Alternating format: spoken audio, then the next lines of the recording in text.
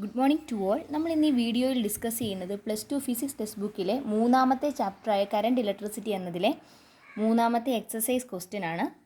ക്വസ്റ്റ്യനകത്ത് രണ്ട് പാർട്ടുകളാണുള്ളത്. A part 3 resistors 1 ohm, 2 ohm and 3 ohm are combined in series.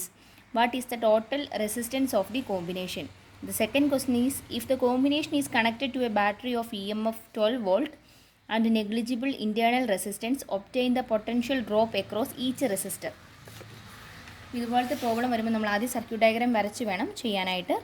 Circuit diagram ഒന്ന് വരച്ച് നോക്കാം.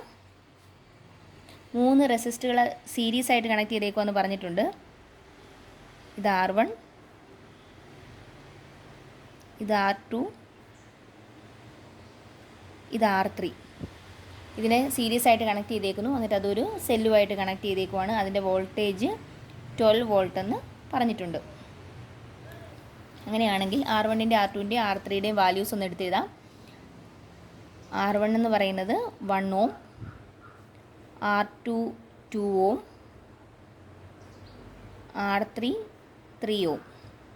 സീരീസ് ആയിട്ടാണ് കണക്ട് ചെയ്യുന്നതെങ്കിൽ എഫക്റ്റീവ് റെസിസ്റ്റൻസ് അല്ലെങ്കിൽ ടോട്ടൽ റെസിസ്റ്റൻസിൻ്റെ ഇക്വേഷൻ R1 + R2 + R3 മൂന്നൂടെ ആഡ് ചെയ്യുക. 1 + 2 + 3 = 6. റെസിസ്റ്റൻസിൻ്റെ യൂണിറ്റ് ഓം. എ പാർട്ടിൻ്റെ ആൻസറാണിത്. ഇനി ബി പാർട്ട് ചെയ്യണമെന്നുണ്ടെങ്കിൽ എന്ത് വേണം? ബി പാർട്ടിനകത്തെ ക്വസ്റ്റ്യൻ ഇതായിരുന്നു. ഓരോ റെസിസ്റ്ററിനും എക്രോസ് ആയിട്ടുള്ള പൊട്ടൻഷ്യൽ ഡ്രോപ്പ് കണ്ടുപിടിക്കാനാണ് ചോദിച്ചിരുന്നത്. R1ന് എക്രോസ് ആയിട്ടുള്ളതിനെ V1 എന്ന് കൊടുത്തു. R2ന് എക്രോസ് ആയിട്ടുള്ളതിനെ V2 എന്ന് റെപ്രസെൻറ്റ് ചെയ്തു. R3ക്ക് എക്രോസ് ആയിട്ടുള്ളതിനെ V3 എന്ന് കൊടുത്തു. ഇനി ഈ V1ഉം V2ഉം V3യും കണ്ടുപിടിക്കണം എന്നുണ്ടെങ്കിൽ ഈ സർക്യൂട്ടിലൂടെ പാസ് ചെയ്യുന്ന ടോട്ടൽ കറണ്ട് കണ്ടുപിടിക്കണം. ടോട്ടൽ കറണ്ട് കണ്ടുപിടിക്കാൻ I = V/R. V എന്ന് പറയുന്നത് നമ്മുടെ ക്വസ്റ്റിനകത്ത് തന്നിരിക്കുന്ന സപ്ലൈ വോൾട്ടേജ് ആണ്, 12 വോൾട്ട്, ഡിവൈഡ് ബൈ R എന്ന് പറയുന്നത് എന്ത് വരും? ഈ സർക്യൂട്ടിൽ കൂടെ കടന്നു പോകുന്ന കറണ്ടാണ് നമ്മൾ കണ്ടുപിടിക്കുന്നത്. അതുകൊണ്ട് തന്നെ ആറിൻ്റെ സ്ഥാനത്ത് എന്ത് വരും? ഈ സർക്യൂട്ടിൻ്റെ ടോട്ടൽ റെസിസ്റ്റൻസ് വേണം വരാനായിട്ട്. അത് 6 ohm ആണ്. = 12/6 = 2. കറണ്ടിൻ്റെ യൂണിറ്റ് ആംബിയർ ആണ്, 2 ആംബിയർ.